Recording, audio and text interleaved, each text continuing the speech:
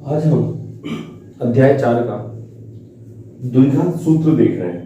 ठीक है, अध्याय 4 द्विघात समीकरण क्या है हमारा? द्विघात समीकरण।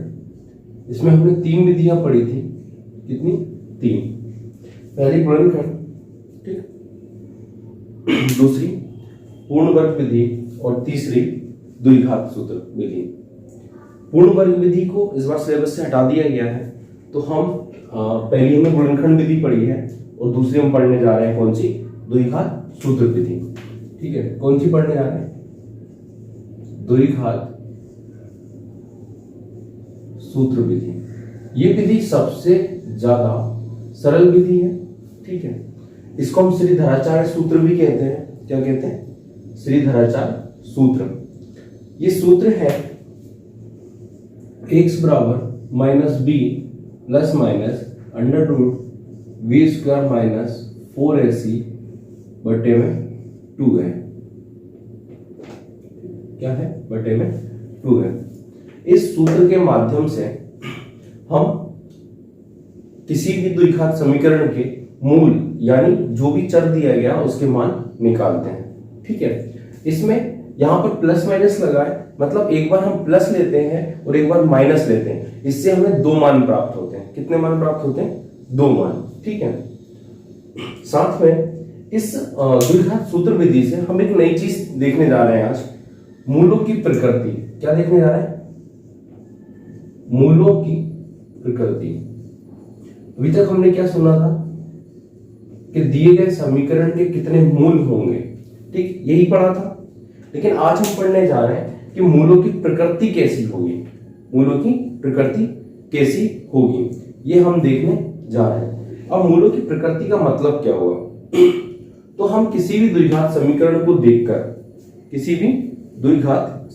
को देखकर हम ये निश्चित कर सकते हैं इस समीकरण के माध्यम से, या फिर ये जो समीकरण दिखाई दे रहा है अंडर रूट के अंदर बी स्क्वायर माइनस 4ac, इसको हम विविक्त कर बोलते हैं। क्या बोलते हैं? बी स्क्वायर माइनस 4ac को हम क्या बोलते हैं? इसको हम विविक्त कर बोलते हैं। ठीक है, क्या बोलते हैं? विविक्त कर। ठीक है, इसको हम विविक्त कर बोलते हैं। इंग्लिश में इसको डिस्क्रिमिनेंट बोलते हैं। ठीक, इसको डी से डिनोट करते हैं। ये विविक्त कर हमें मूलों की प्रकृति बताता है। कैसे बताता है? अगर इस विविक्त कर का मान 3 कंडीशन दर्शाता है। कितनी? 3 कंडीशन। एक कंडीशन में इसका मान 0 से बड़ा होगा, एक कंडीशन में इसका मान 0 के बराबर होगा और एक में इसका मान 0 से छोटा होगा। बात समझ में आ गई? अगर विविक्त कर का मान 0 से बड़ा है मतलब प्लस का मान है, अगर प्लस का मान है तो हमें 2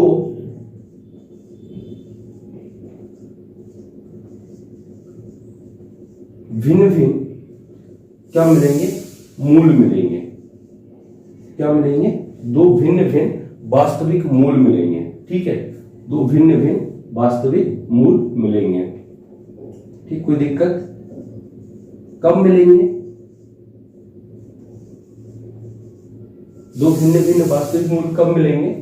जब इस विविक्त कर का मान 0 से बड़ा हो, मतलब प्लस में आए, 1 2 3 4 कुछ भी आ जाए लेकिन प्लस में आए, तब हमें क्या मिलेगा? इसके 2 वास्तविक मूल मिलेंगे और दोनों अलग अलग होंगे। बात समझ में आ गई? ठीक, अगर विविक्त कर का मान 0 के बराबर आए, मतलब हमने विविक्त कर को सॉल्व किया और उसका मान 0 आ जाए तो ऐसी कंडीशन में क्या होगा? तो ऐसी कंडीशन में हमें 2 समान वास्तविक मूल मिलेंगे। क्या मिलेंगे? 2 समान वास्तविक मूल मिलेंगे। बात समझ में आ गई? मतलब 2 बराबर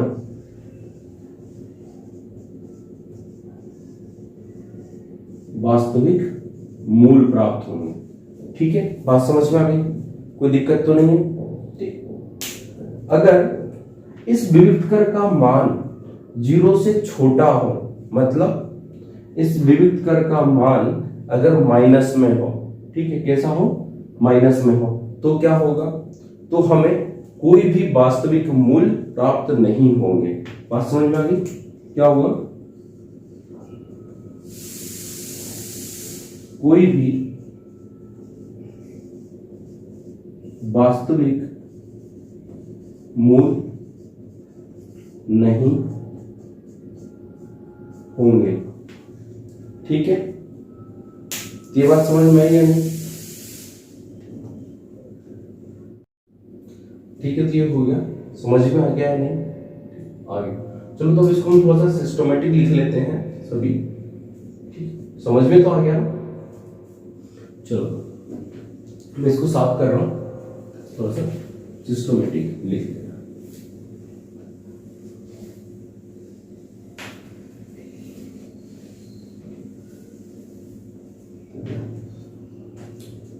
तो ये तो हमें पता है कि हम पढ़ क्या रहे हैं, हम द्विघात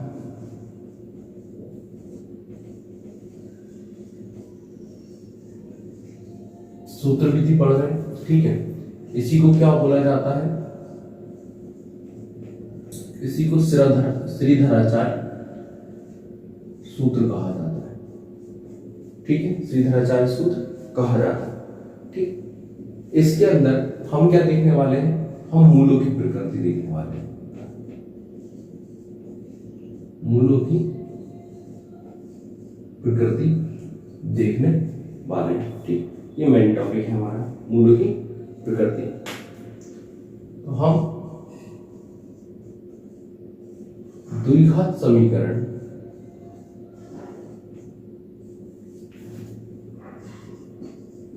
x square plus B X plus C बराबर 0, ये समीकरण याद है हमें, ये द्विघात समीकरण है। ठीक है, इसके जब हम मूल निकालते हैं कि मूल हम x बराबर minus b plus minus under root b square minus 4ac बटे में 2a, ये फॉर्मूला हमें याद होना चाहिए। ठीक है, द्वारा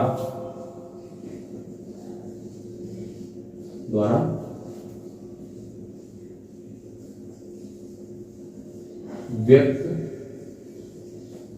किए जाते हैं। ठीक है, कोई दिक्कत यहां तक नहीं? ठीक है, ये चीज हमें समझ में आ गई।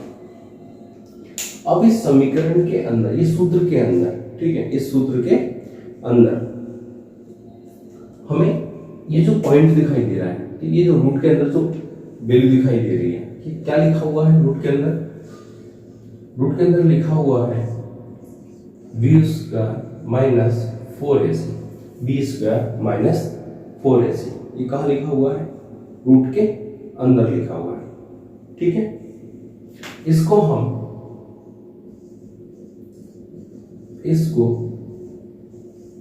विविक्त कर क्या कहा जाता है, विविक्त कर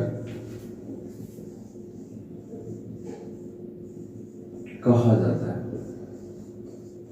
ठीक है, क्या कहा जाता है, विविक्त कर कहा जाता है। किसका विविक्त कर कहा जाता है, इसको हम द्विघात समीकरण का विविक्त कर कहते हैं। ठीक है, चाहो तो आप ऐसा लिख सकते हो, रूट के अंदर बी स्क्वायर माइनस 4ac, इसे द्विघात समीकरण का विविक्त कर कहा जाता है। ठीक है, तो आप यहां पे क्या लिख लो, द्विघात समीकरण का विविक्त कर कहा जाता है। ये बात समझ में आ गई? ठीक है, ये करता क्या है, ये करता क्या है, तो इसके अंदर सॉरी रूट हटाना है। ठीक है, रूट हटाना, बी स्क्वायर माइनस 4ac, ये जो दिखाई दे रहा है हमें बी स्क्वायर माइनस 4ac, ये है निश्चित करता है, ये निश्चित करता है कि द्विघात समीकरण ax² plus bx plus c बराबर 0 के मूल वास्तविक होंगे या नहीं। ठीक है, ये क्या निश्चित करता है? ये निश्चित करता है कि जो दिया गया द्विघात समीकरण है उसके मूल जो निकलेंगे वो वास्तविक होंगे या नहीं होंगे, ये निश्चित करता है। तो इसको व्युत्कर कहते हैं हम। ठीक है, व्युत्कर b² माइनस 4ac। ठीक, कोई दिक्कत परेशानी नहीं। इसको इंग्लिश में हम क्या कहते हैं? डिस्क्रीमेंट कहते हैं, और इसे d से डिनोट करते हैं। कोई प्रॉब्लम तो नहीं? ठीक है, तो ये बात समझ में आ गई। अगर ये समझ में आ गई है तो मैं इसको साफ कर रहा हूं। ठीक है, और इसकी जो 3 कंडीशन है वो लिखेंगे।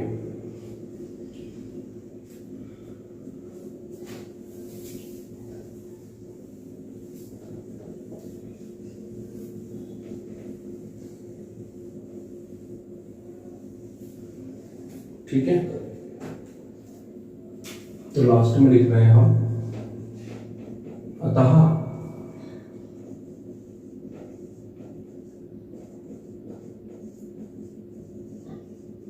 द्विघात समीकरण के मूल, ठीक है, के मूल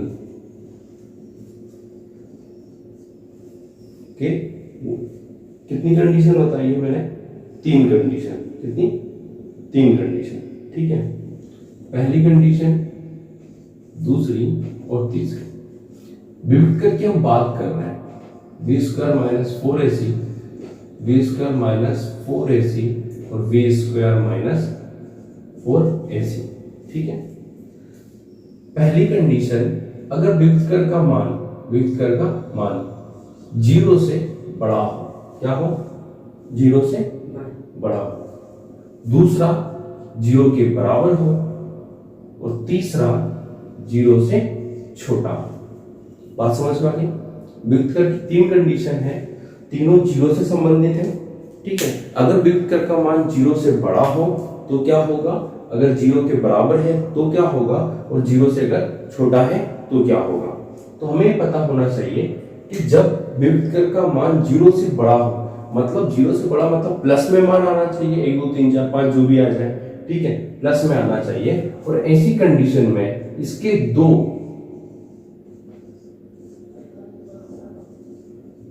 भिन्न भिन्न वास्तविक मूल मिलते हैं। ठीक है, क्या होंगे? ऐसी कंडीशन में इसके 2 भिन्न भिन्न वास्तविक मूल मिलेंगे। ठीक है, जिसे हम ज्ञात किससे करेंगे?